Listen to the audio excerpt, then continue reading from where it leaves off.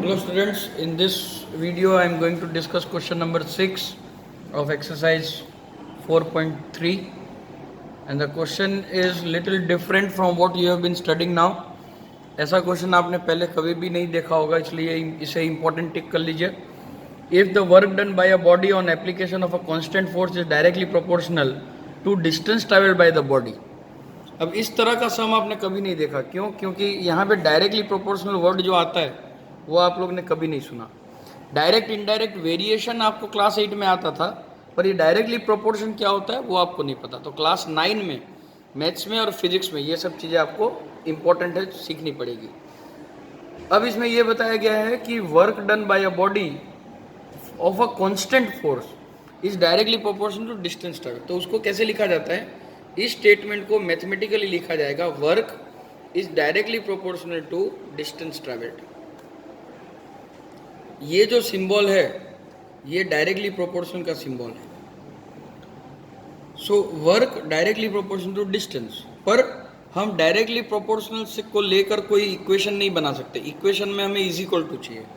तो रूल है कि इज इक्वल प्रोपोर्शनलिटी की साइन इज इक्वल टू से रिप्लेस हो जाएगी, पर डिस्टेंस जिसको ये प्रोपोर्शनल हो, जैसे डी डिस्टेंस को प्रोपोर्शनल है, उसके साथ कोई एक कांस्टेंट टर्म मल्टीप्लाई होना चाहिए.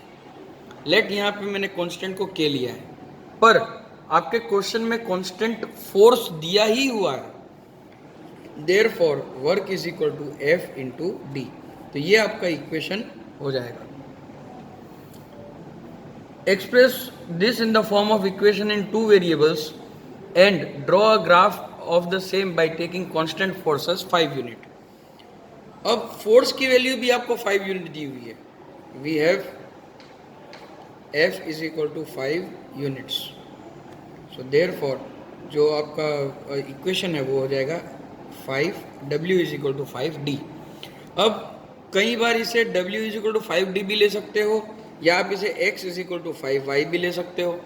तो फिर यहाँ पे आपको स्पेसिफाई करना पड़ेगा कि वर्क को आपने X से डिनोट किया है और D को आपने Y, डिस्टेंस को आपने Y से डिनोट किया है, इस तरह से. सबसे पहले ग्राफ बना लेते हैं. इसका ग्राफ बनाना है. ग्राफ बनाने के लिए सबसे पहले आपको सॉल्यूशंस ढूंढने पड़ेंगे. सॉल्यूशंस ढूंढने के लिए मैंने आप लोगों को कहा था कि कम से कम 3 सॉल्यूशंस आपको ढूंढने पड़ेंगे, एक x और एक y का. हम ले लेते हैं पहले बिट में y इज इक्वल टू 0, तो x is equal to 5 into 0, so that is equal to 0. So जब y की वैल्यू 0 है तो x भी 0. सेकेंड, y को हम 1 ले लेते हैं, तो x की वैल्यू हो जाएगी 5 into -1, that is equal to -5. So जब y की वैल्यू 1 है, सॉरी +1 ही है, सॉरी +1, सो x की वैल्यू हो जाएगी 5. अब हम थर्ड बीट में ले लेंगे y की वैल्यू को -1, सो x आपको मिलेगा 5 into -1, that is equal to -1 units. इन सभी में यहाँ आपको यूनिट्स लिखना ज़रूरी है. सो हम लिख सकते हैं कि जब y -1 है तो x की वैल्यू -5 मिली. अब इस चीज़ को हम रिप्रेजेंट करेंगे ग्राफ. सो हमारे पास ये 3 पॉइंट है, 0, 0, 5, 1 और -5, -1. इन 3 को हम प्लॉट कर देंगे. 0, 0 जो हमारा पहला पॉइंट है, ए पॉइंट. 5, 1 यानी कि x एक्सेस में 5, y में 1, ये पॉइंट हो जाएगा 5, 1. और -5, -1 यानी कि ये पॉइंट हो जाएगा. अब इन 3 को ज्वाइन करते हुए हम एक स्ट्रेट लाइन ड्रॉ कर लेंगे.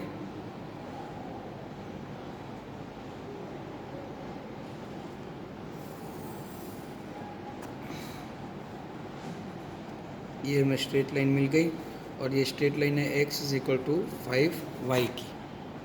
डन. थोड़ा सा ऊपर लेते हैं. अब इस ग्राफ से आपको 2 क्वेश्चन के आंसर्स देने हैं. x एक्सिस में आपने वर्क लिया हुआ है और y एक्सिस में आपने डिस्टेंस लिया हुआ है. तो इस तरह से आप डिनोट कर देंगे इसे,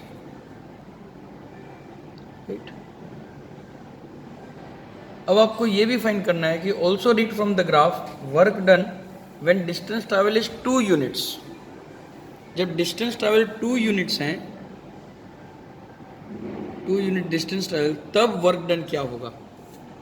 तो सबसे पहले आपका काम ये रहेगा इसमें कि 2 यूनिट्स वाली जो लाइन है वो इस लाइन के साथ टच होनी चाहिए, जो आपकी ओरिजिनल आपका जो ग्राफ है उसके साथ वो मैच होनी चाहिए, इस तरह से।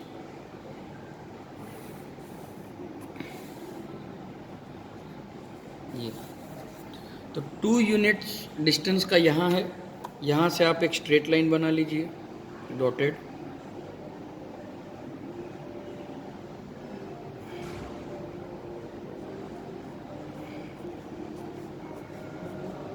तो आपको ये देखना है कि ये जो डॉटेड लाइन है 2 डिस्टेंस की 2 यूनिट, वो वर्क वाली एक्सिस में कहाँ टच कर रही है। वर्क वाली एक्सिस में यहाँ टच कर रही है, ये पॉइंट अगर मैं इसे और इलोंगेट करूँ तो ये पॉइंट 10 है, यानी कि यहाँ से हमें ऐसा एक स्ट्रेट लाइन ड्रॉ कर लेनी है, ये भी डॉटेड होनी चाहिए और ये 10 यूनिट पे टच करेगी, यानी हमारा answer work when distance is 2 units